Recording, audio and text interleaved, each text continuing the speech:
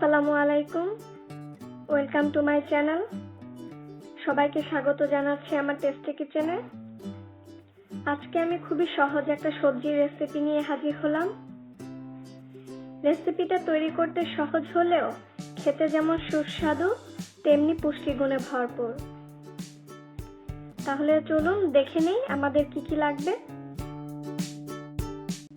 এখানে আমি এক আটি পালং শাক নিয়েছি, অ্যারাউন্ড 300 গ্রামের মতো হবে।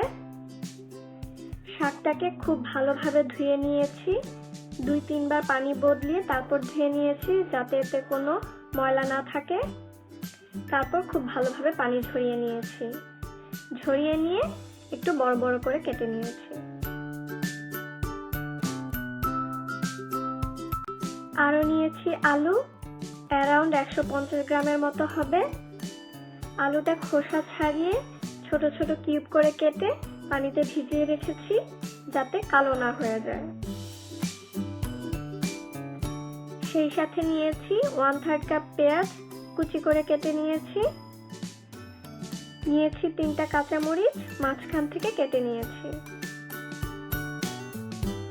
বাটা মশলার মধ্যে নিয়েছি আধা চা চামচ আদা বাটা, আধা চা চামচ রসুন বাটা। গুঁড়ো মশলার মধ্যে নিয়েছি 1/4 চা চামচ মরিচ গুঁড়া, 1/4 চা চামচ হলুদ গুঁড়া, 1/2 চা চামচ জিরা গুঁড়া, 1/2 চা চামচ ধনিয়া গুঁড়া। রান্নার জন্য তেল নিয়েছি 3 টেবিল চামচ, লবণ লাগবে স্বাদ মতো, আর পানি লাগবে 1/3 কাপ। তাহলে চলুন আমরা রান্না শুরু করে দেই। একটি গরম প্যানে তেলটা দিয়ে দিব। তেলটা যখন গরম হয়ে আসবে তখন এতে পেঁয়াজ কুচি আর কাঁচামরিচটা দিয়ে দিব। দিয়ে পেঁয়াজটা হালকা বাদামি রং হওয়া পর্যন্ত ভেজে নিব।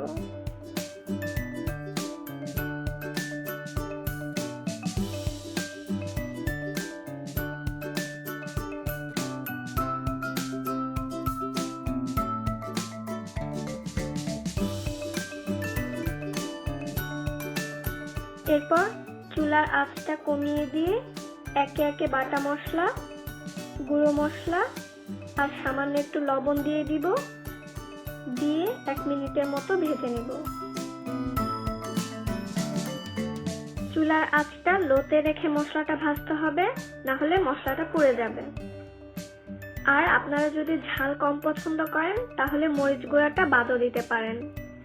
ঝালটা যে যার পছন্দ মতো অ্যাডজাস্ট করে নেবেন।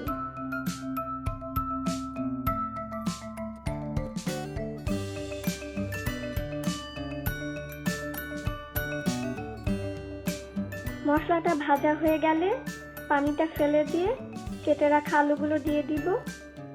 দিয়ে মশলার সাথে খুব ভালোভাবে মিশিয়ে নিব।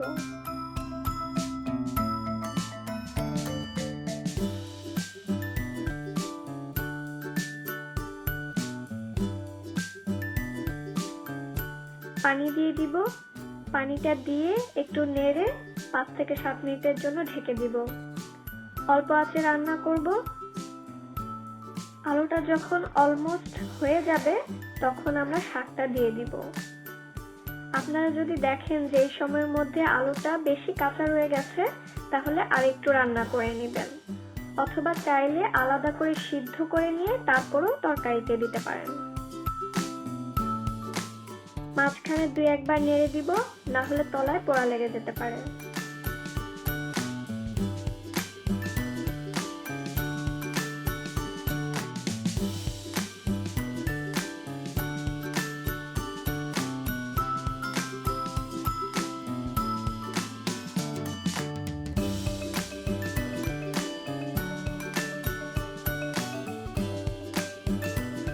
আলুটা একটু শক্ত থাকতেই কেটে রাখা শাকগুলো দিয়ে দিব, কারণ এটা শাকের সাথে আরো রান্না হবে, তখন আর শক্ত থাকবে না।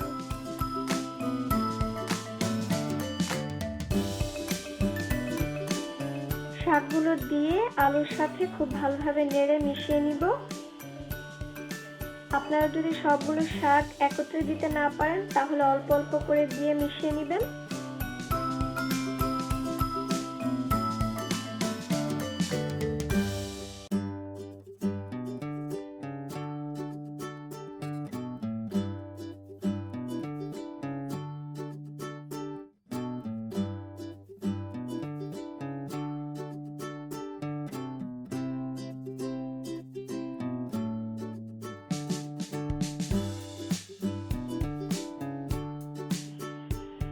যখন শাকগুলো চুপসে যাবে তখন আমরা পরিমাণ মতো লবণ দিয়ে দিব।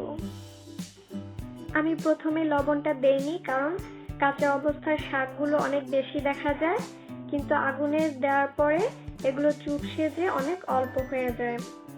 এই জন্য প্রথমেই লবণটা দিলে লবণটা বেশি হয়ে যাওয়ার সম্ভাবনা থাকে, আর তরকারিটা তখন তিতা হয়ে যাওয়ার সম্ভাবনা থাকে।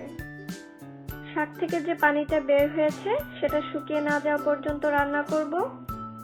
মাঝে মাঝে 2-1 বার নেড়ে দিব। এ সময় আর ঢাকা যাবে না, ঢাকলে শাকের সুন্দর যে সবুজ রংটা থাকে সেটা আর থাকবে না। তৈরি হয়ে গেল খুবই অল্প সময়ে আর সহজে খুবই সুস্বাদু একটি সবজি। সবজিটা খেতে খুবই অসাধারণ। আপনারা এটা খেতে পারেন ভাতের সাথে বা রুটির সাথে। আমি তো মাঝে মাঝে শুধু এভাবেই সবজিটা খাই, কারণ এটা শুধু এভাবে খেতেও খুবই সুস্বাদু। রেসিপিটা আপনাদের কেমন লাগলো আমাকে অবশ্যই কমেন্ট করে জানাবেন, আর ভালো লাগলে লাইক করতে ভুলবেন না, আর অবশ্যই আমার চ্যানেলে সাবস্ক্রাইব করতেও ভুলবেন না।